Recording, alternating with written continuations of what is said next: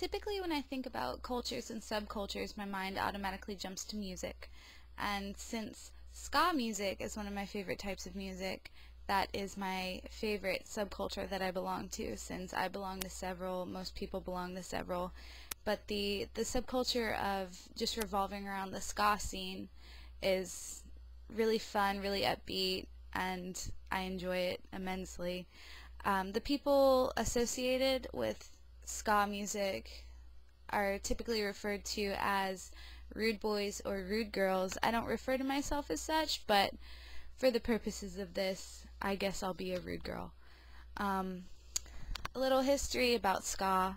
First of all, it originated in 1950s Jamaica, and it was kind of a mixing of Caribbean music and some American music styles like jazz and R&B. It's characterized by a walking bass line and upbeats instead of downbeats, and it has brass instruments along with the guitar and bass and drums like that. So most ska bands have trumpets, trombones, saxophones, whatever they want to throw in there. In the 1960s, it was the dominant music in Jamaica, and it can be divided into three different waves. The first one was the original Jamaican music scene when it started, and that again was in the late 50s, 1960s. It started after World War II, when Jamaicans started having access to radios, and they began listening to American military broadcasts because of the inhabitants of America.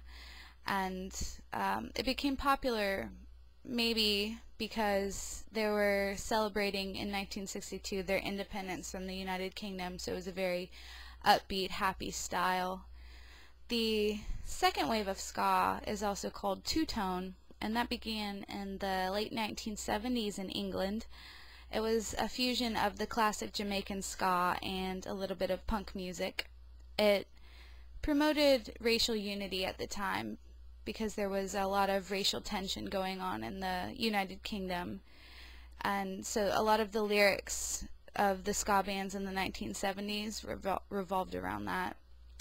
And this is when, during the two-tone revival as they call it, this is when the term rude boy actually started being used, and it was just describe people who listen to the music. I'll get into a little bit about the mentality of the rude boy later, but there was also the third wave, the third and final wave. Hopefully there will be a fourth one, but this was in the 1980s, and it became ska became more popular internationally. So the third wave was a lot of United States bands and other bands besides just the United Kingdom and Jamaica, where it started getting into the ska thing and started ska bands and playing music. And it's also known, the third wave is also known as ska punk, because they traded a little bit of R&B for more guitar distortion, faster tempos, just more lively. Instead of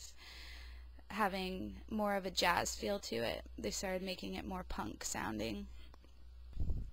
Third wave ska kind of ended in the 1990s as other music genres gained popularity. There's a lot of different kinds of metal coming out. There's dubstep over from the United Kingdom, more hardcore, post-rock, stuff like that.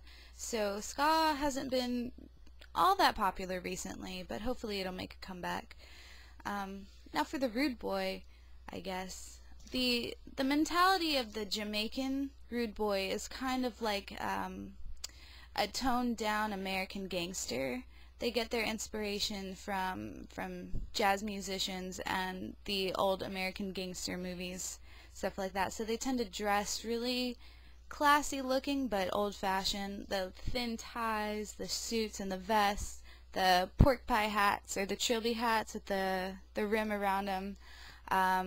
They also wear a lot of checkered pattern things, and one thing that I've noticed recently that at ska shows I've been to is people will take a bandana like this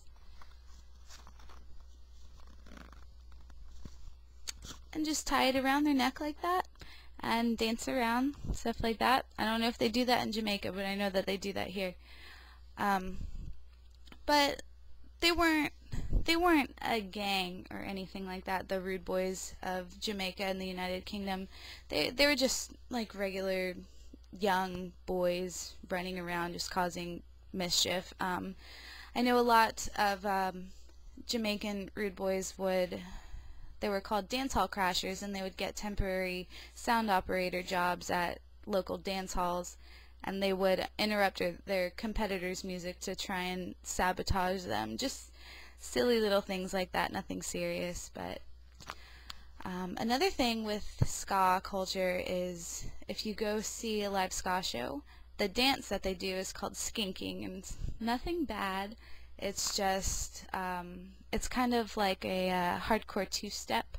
You just kind of move your arms a little bit, and you do kind of like the skip in place kind of thing. It's hard to describe, but it originated with the first wave of ska in the 1950s in Jamaica. People started doing that. It's been altered over the years by